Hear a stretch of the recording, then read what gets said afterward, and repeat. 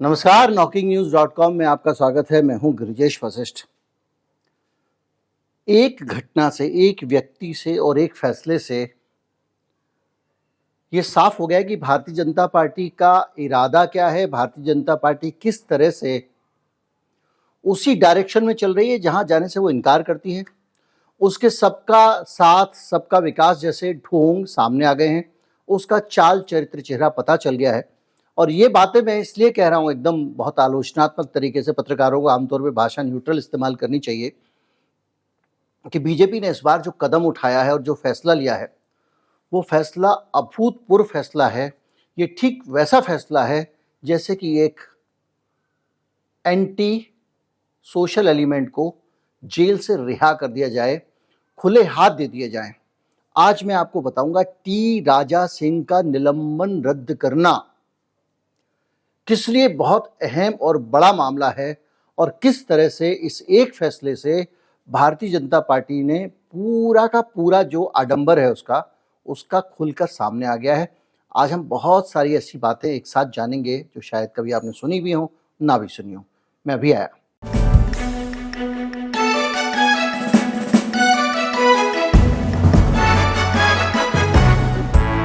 मैं आपको शुरू में कुछ बयान याद दिलाना चाहूँगा, मोहन भागवत का वो बयान जिसमें वो कहते हैं कि भारत के मुसलमान कभी भविष्य में हिंदू थे, जिसमें वो कहते हैं कि बलपूर्वक मुसलमान बनाया गया है, जिसमें वो कहते हैं, हालांकि इसका उत्तर जो है इन बातों में कितना आडंबर है उस पर मैं वीडियो बना चुका हूँ, लेकिन इसके अलावा वो ये कहते रहते हैं कि हम सबके पूर्वज एक ही हैं और ये सब जो हिंदू मुसलमान है सब एक ही देवता की संतान है, वो भगवान राम की। ठीक है साहब। इसके साथ वो ये भी कहते हैं, पिछला मैंने एक वीडियो बनाया था कि यहाँ तक उन्होंने कहा कि हम अगर आपको ज़रूरत है मुझे अगर मुसलमानों के साथ संबंध बनाने की, दोस्ती बनाने की, सबको साथ लेकर चलने की, तो गो मांस खाने में भी कोई बुराई नहीं होनी चाहिए, ऐसा उनका एक बयान था। तो अब अगर आप इस तरह की बातें करते हैं, दूसरी तरफ भारतीय जनता पार्टी एक स्लोगन देती है, सबका साथ सबका विकास। जब आप ये सब बातें करते हैं तो आपका जो चरित्र है वो दिखाई देना चाहिए। अब इसको लेकर बहुत सारे विचार हो सकते हैं, लेकिन एक ये जो केस है टी राजा सिंह वाला, अभी 22 अक्टूबर को भारतीय जनता पार्टी की केंद्रीय अनुशासन समिति ने एक चिट्ठी निकाली। ओम पाठक उसके मेंबर सेक्रेटरी हैं। Central disciplinary committee of the party had issued a show cause notice to you, और उस पर आपका जो जवाब आया, हमने आपको एक कारण बताओ नोटिस जारी किया था, उसमें आपका जो जवाब आया और उस जवाब के बाद में आपके जवाब के आधार पर हम ये इस फैसले पे पहुंचे हैं कि आपकी मेंबरशिप जो हमने सस्पेंड कर दी थी उसको हम रिवाइव कर रहे हैं। किसकी मेंबरशिप?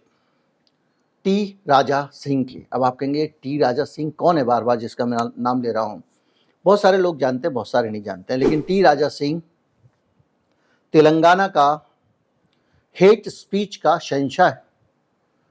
नफरती भाषणों के लिए उसको पहचाना जाता है और उस आदमी विधायक रहा है बीजेपी का, और उस आदमी के ऊपर इंटरनेशनली सोशल मीडिया पे बैन लगा हुआ है। फेसबुक पे वो कोई भी ना तो अकाउंट बना सकता है ना बना सकेगा, और ये प्रतिबंध सिर्फ इसलिए लगाया गया है क्योंकि वो व्यक्ति हिंदू मुसलमान की नफरत फैलाता रहा है।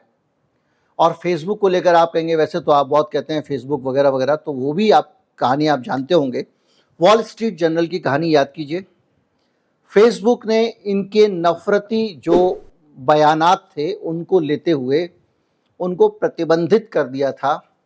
इनको प्रतिबंधित करने के बाद, मतलब जो फेसबुक में जो लोग देखते हैं उस स्टाफ ने कर दिया था, तो भारत में जो फेसबुक की पॉलिसी हेड थी अनखी दास, पॉलिसी हेड मतलब भारत में एक व्यक्ति वो बना देते हैं जो हर देश में जो वहाँ पे कारोबार लेकर आए, बिजनेस लेकर आए, जो वहाँ पर क्या जाना है क्या नहीं जाना है वो तय करे और समाज के लिए क्या ठीक है इस पे भी वो फैसले ले। तो क्या होता है कि एडिटोरियल और बिजनेस दोनों का एक ही मुखिया होता है, तो वो अनखी दास थी।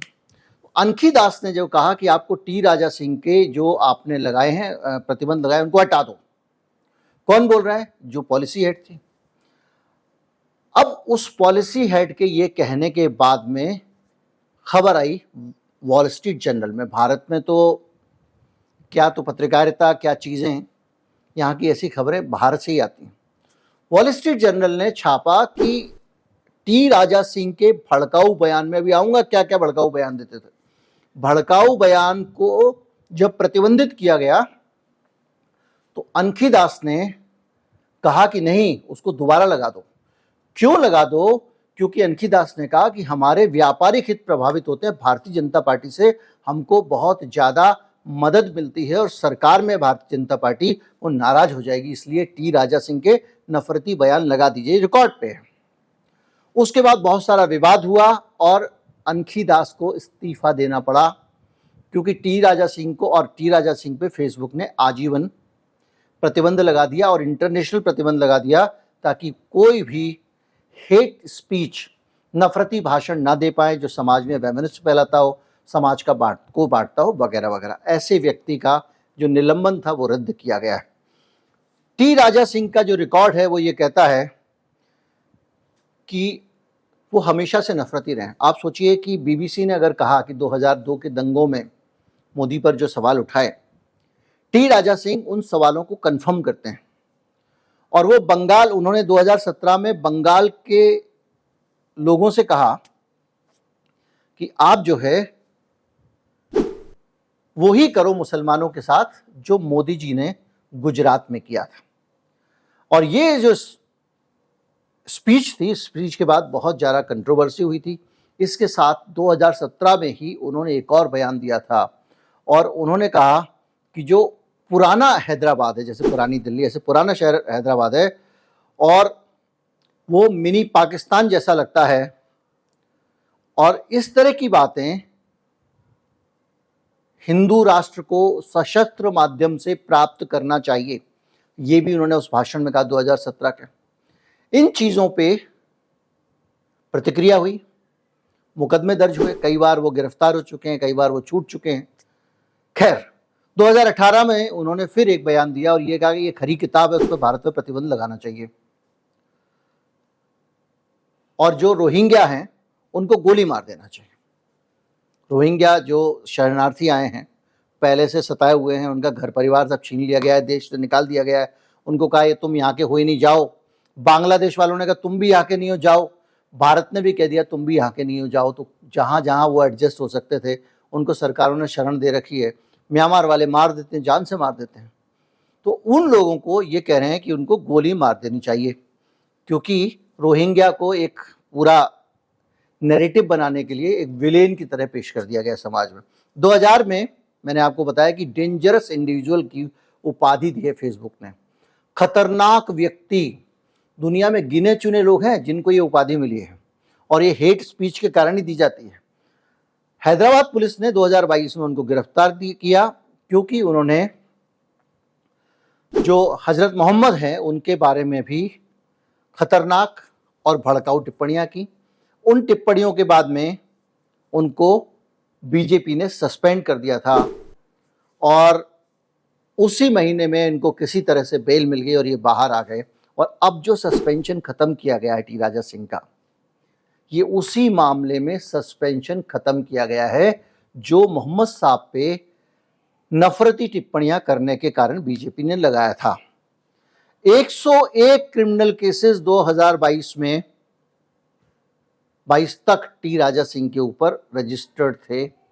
उसमें से 18 केसेस कम्युनल ऑफेंसेस थे, यानी सांप्रदायिक मामलों के थे। इसके अलावा 101 में से 18 घटा दीजिए, बाकी क्रिमिनल जो केसेस हैं वो अलग तरह के क्रिमिनल केसेस हैं। टी राजा सिंह उत्तर प्रदेश से गए हुए, बसे हुए किसी समय में जो एक कम्युनिटी थी, लोध कम्युनिटी, उसका वो हिस्सा है और वो वहाँ पे यही सब करते हैं। अब बीजेपी ने उनका सस्पेंशन ही रद्द नहीं किया है, उनको तेलंगाना विधानसभा में कैंडिडेट भी बना दिया है। गोशा महल कॉन्स्टिट्यूंसी है। अब आप बताइए कि जिस व्यक्ति के ऊपर ये पूरा रिकॉर्ड है, ये वो व्यक्ति है जिसके ऊपर सर्टिफाइड नफरती है, जो व्यक्ति सिर्फ आग लगाता है, हिंदू मुसलमान की नफरत फैलाता है, जिसने सारी सीमाएं पार करके दूसरे धर्म के ऊपर हमले किए, जो भड़काऊ बयान देता है, जो नरसंहार का आह्वान करता है, गोली मार देनी चाहिए, जो कहता है कि दुनिया में सशस्त्र संघर्ष से हिंदू राष्ट्र स्थापित होना चाहिए, जो भारत के एक हिस्से के लोगों को पाकिस्तानी बताता है, इस तरह का भयंकर नफरती आदमी जो है, हेट स्पीच का शहंशाह, मैंने आपको कहा था। कुछ ही दिन पहले ओल सिटी का वो ओवैसी ये कहता है कि हम फिलिस्तीन के समर्थक हैं। वो कहता है कि हमास पर अत्याचार हो रहा है, गाजा पर अत्याचार हो रहा है। तो उस हरामी को मैं कहना चाहूंगा, अरे ओवैसी, हम पहले तो हिंदुस्तानी हैं। तेरा तो मुझे हिंदुस्तानी है या पाकिस्तानी है, तेरा मुझे पता नहीं, लेकिन मैं इस झंडे के लिए जी सकता हूं, इस झंडे के लिए मरता हूं। ये मत सोचो किसी भी मंच पर ठहर कर कुत्ते का साथ भोंकोगे बेटा। हमारा भारत एक हिंदू राष्ट्र बनने दे। सबसे पहले ये 2 चूहों को पिंजरे में पकड़ के बंदे सालों को पाकिस्तान भेजेंगे। वो आदमी भारतीय जनता पार्टी को भला लगने लगा और उसने 1 साल पहले मोहम्मद साहब पे टिप्पणी और नूपुर शर्मा वाला जो मामला था उसके बाद जो आई थी, उसके बाद में इसको निलंबित किया था, वो वापस ले लिया और टिकट भी दे दिया। ये है बीजेपी का कैरेक्टर। अब इसके बाद ये जो भी बातें करते हैं, ये है करनी और कथनी। आपको पता ही है कि हम सबके पूर्वज एक थे, ये था, वो था, आक्रांताओं ने तलवार के दम पे धर्म बदल दिया, सारी बातें करते हैं, सबका साथ सबका विकास। ये एक जिसको कहते हैं ना मक्कारी की पराकाष्ठा। और ये समय के साथ ये जो दोहरापन है ये कम होता जा रहा है और एक असली अंदर से भारतीय जनता पार्टी की जो कैरेक्टरिस्टिक्स हैं वो निकल के आते जा रहे हैं। जब अटल जी का टाइम था तो ये स्यूडो सेकुलरिज्म शब्द का इस्तेमाल करते थे। अब सेकुलर होना ही गाली बना दिया गया कि सेकुलर होने ही नहीं चाहिए। पहले ये दूसरों को कहते थे हम असली सेकुलर हैं, आप नकली सेकुलर हो। आप कहते हैं सेकुलर होने ही गलत। रिकॉर्ड रहा है, बंदा खुलेआम कह रहा है कि जो लोग बीफ खाते हैं उनका मैं सरेआम नरसंहार करने को तैयार हूं, उनको मारने को तैयार हूं। ये बयान बाकायदा चर्चाओं में रहे, इन पे बात हुई है। आप सोचिए कि इस तरह के जो लोग हैं, वो लोग अगर समाज में एक बड़ा तबका देख रहा है, दुनिया देख रही है, भाई एक बात बताइए, ऐसे लोगों को आपको लगता है कि टी राजा सिंह ये जो सब कर रहे हैं ये वो इसी तरह से करेंगे अगर उनको कानून का डर हो, अगर उनको लगे कि उनको उनकी पार्टी संरक्षण नहीं दे रही है, अगर उनको लगे कि आरएसएस उनके पीछे नहीं है? बहुत साफ बात है, क्योंकि इनके ऊपर क्रिमिनल केसेस हैं 101। तो जो अपराधी बैकग्राउंड के लोग होते हैं ना, वो अच्छा भला अच्छी तरह से समझते हैं। उनको पता है कि आज अगर मेरे सिर पे आते इसलिए मैं इतना कर पा रहा हूं, और वो दिख रहा है। अलग अलग जगह पे इन्होंने जो है वो अपनी श्री राम युवा सेना भी बनाई है। बहुत सारे के काम ये लगातार करते रहे। और अब जो खबर है वो यही है कि भैया कि अब वो बीजेपी की मुख्य धारा में आ गए। तो टी राजा सिंह का जो सस्पेंशन था और उस सस्पेंशन को वापस लिया गया और टी राजा सिंह को दोबारा से टिकट दिया गया, तो आप अंदाजा लगा लीजिए। अब ये सोचने का वक्त है, भारतीय जनता पार्टी का क्या कैरेक्टर है और वो इस देश में क्या चाहती है। अगर मैं और दूसरे मामलों पे ना जाऊं, कपिल शर्मा की प्रोवोकेटिव जो स्पीच थी और वो वीडियो अगर फेसबुक पे प्रसारित ना किया गया होता, फेसबुक पे उस वीडियो को हटाने से रोका गया, ये भी इंटरनेशनल मीडिया में रिपोर्ट हुआ है।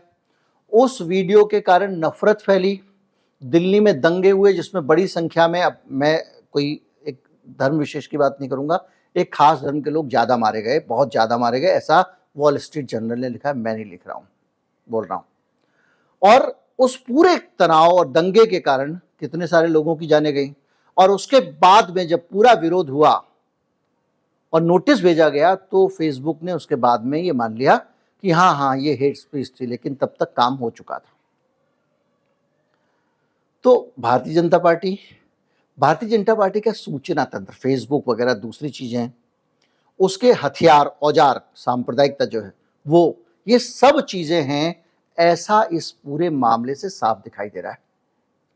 हो सकता है मैं गलत हूं, और ये, लेकिन जब इतना ज्यादा हैबिचुअल ऑफेंडर एक आदमी है, उसको आप सम्मान की जगह देंगे, सम्मान का पद देंगे, तो निश्चित तौर पे आप एक विभाजित समाज की ओर बढ़ रहे हैं। और अगर उसको 2024 के चुनाव के हिसाब से देखूं तो लगता है कि भारतीय जनता पार्टी विभाजन की राजनीति की तरफ जाएगी, क्योंकि यही उसके लिए अब एकमात्र डूबते को तिनके का सहारा बचा हुआ है। क्योंकि उसने अभी इन राज्यों में भी, इन 4 राज्यों में भी जब हो रहा है, तब भी वो कहीं ना कहीं से खुद प्रधानमंत्री के भाषणों में भी वो चीज़ दिखाई दे जाती है। वीडियो को ज़्यादा से ज़्यादा लोगों तक पहुँचाएं, उसके लिए शेयर करें। सब्सक्राइब नहीं किया है, अगर आप नए तो सब्सक्राइब कर लें। नमस्कार, जय हिंद।